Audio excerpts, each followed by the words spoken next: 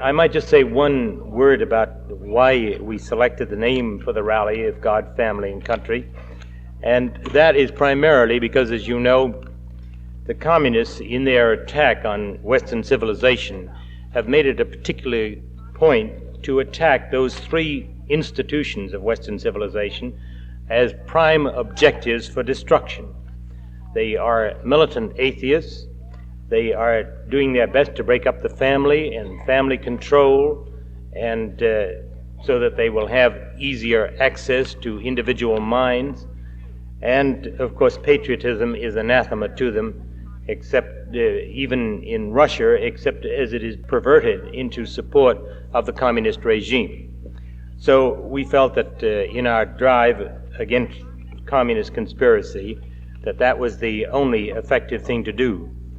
And so that is the reason for the title. Our representative from the sponsors this morning is himself a very distinguished and able speaker who made a very considerable impression when he spoke in Alabama not long ago. And it is a great satisfaction to have the very important and delightful lawyer from New York, Mr. George Montgomery, who is a brother of Mr. Robert Montgomery, who started things off yesterday. And I give you Mr. George S. Montgomery from New York.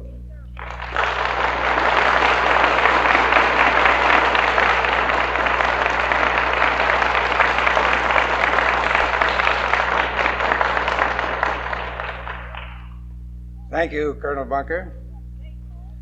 And ladies and gentlemen, I'm here this morning at the brusque command of Colonel Bunker, who is used to giving brusque commands to people like Robert Welch and Robert Montgomery, who have opinions of their own.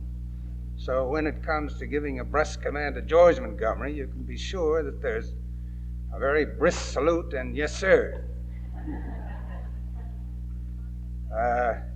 It's about 10 o'clock or after on Sunday morning. I thought that when I got here that I'd see nothing but empty chairs. I rather hope so. But you surprised me. I wonder if you people weren't ordered to come here. Did you realize it was Sunday, or aren't the beds in Boston comfortable? Or perhaps you're walking in your sleep. Well, if you are walking in your sleep, I think probably that you will wake up during the day, because looking at the program, I think that I, for one, expect to see a phenomenon of the Plymouth Rock singing Freedom Now and perhaps whistling Dixie.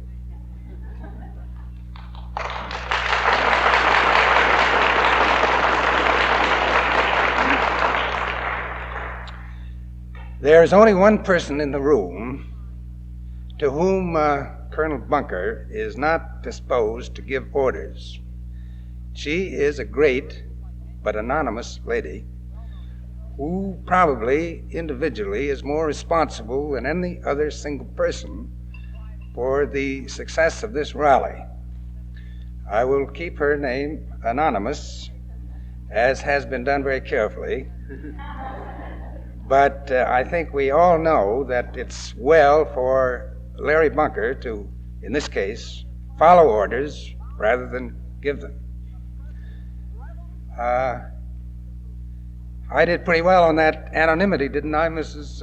McKinney?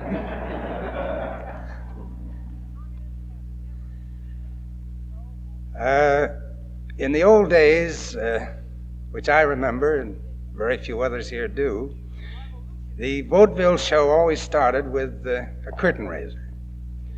It usually consisted of a trained seal who balanced a rubber ball on his nose and barked in a very disagreeable manner. The purpose, I think, was to get the audience in a mood so that after the barking stopped, they were ready for anything. I hate to say that I'm a curtain raiser. We'll just say that the curtain goes up simultaneously. In my short barking this morning, I have a very pleasant task. That is of introducing to you a great American pioneer. I say introduce, and it's probably not the correct term. I think that every one of you young and old, has in greater or less degree been impressed and influenced by the work of this man and his colleagues.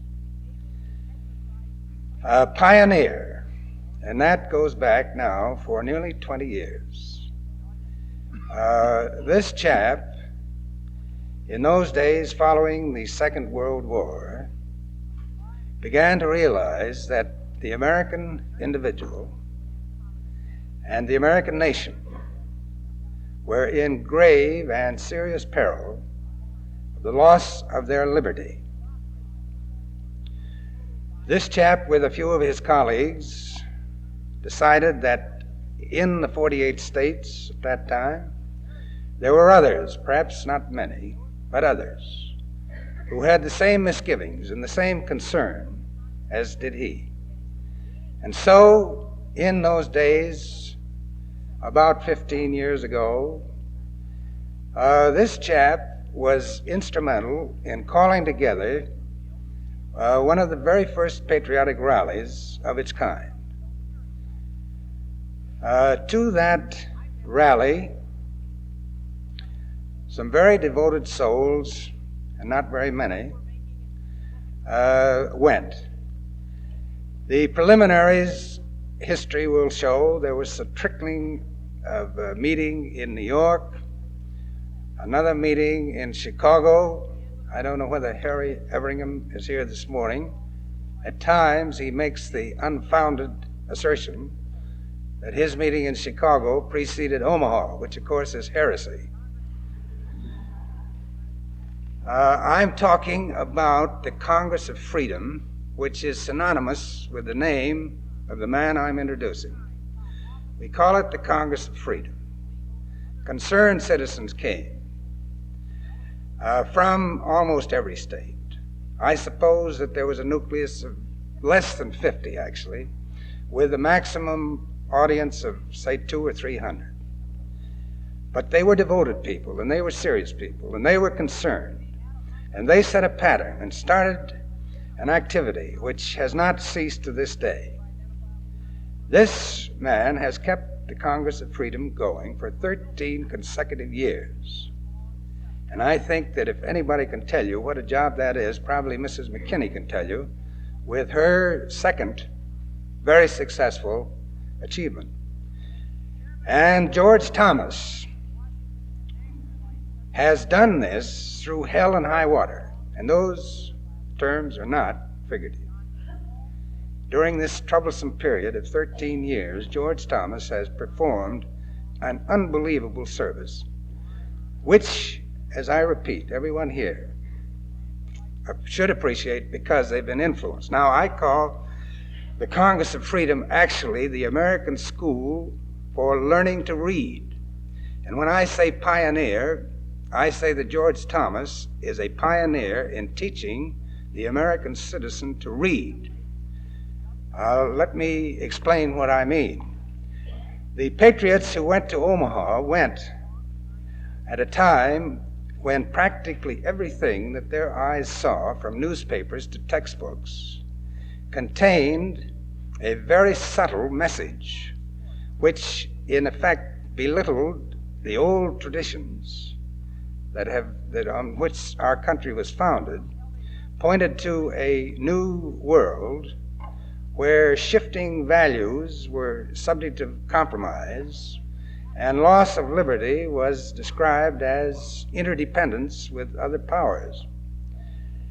These people who came together under the aegis of George Thomas knew that something was wrong, but they could not put their finger on the enemy. But everything they read and everything they heard indicated that there was some sinister force at work. And I call George Thomas a pioneer in teaching these Americans for the first time to know how to read. Today, thanks to the early work of the George Thomases, and thanks very much to a society whose name I always forget, but which has been active. I met a very splendid couple last night whose name rings a bell when I search for the name of the society. I think their name was Mr. and Mrs. George Birch.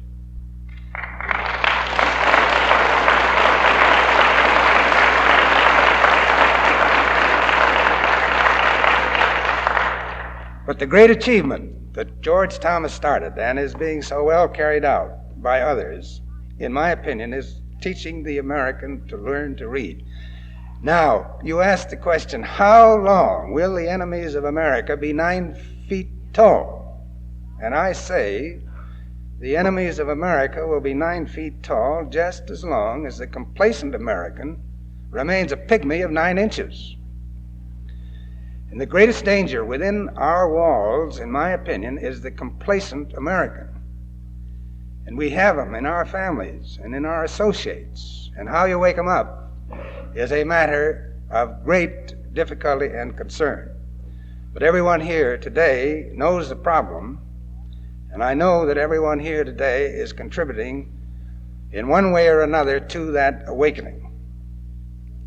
Because once the children of America, a few years ago, I always started a speech by saying, America is a nation of children. And I think I was right.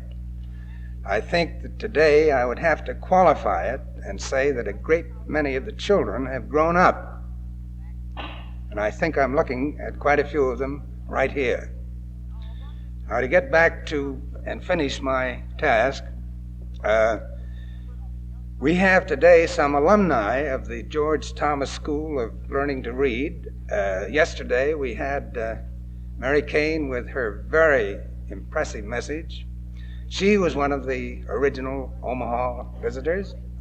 We had that combination of poetry and philosophy and oratory. E. Merrill Root, who you heard yesterday too. We don't have him today, but he is one of your sponsors, and he was at Omaha. Archibald Roosevelt. He's sorry that he can't be here today because he is traveling around behind Scranton with a brick in his hand.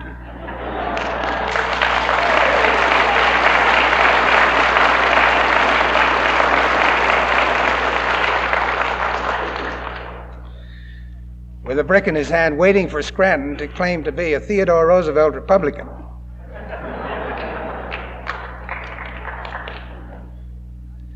We also had from New York a rather slender delegation, but a Mrs. Elizabeth Coles, who was here yesterday, I don't see her today, was there from New York, and those of you who know her know the group that I think they call Vital Issues Group in New York, which is one of the most active, effective group of women are limited to north of the Mason-Dixon line. So the alumni, and they include the trained SEAL. I was out in Omaha myself.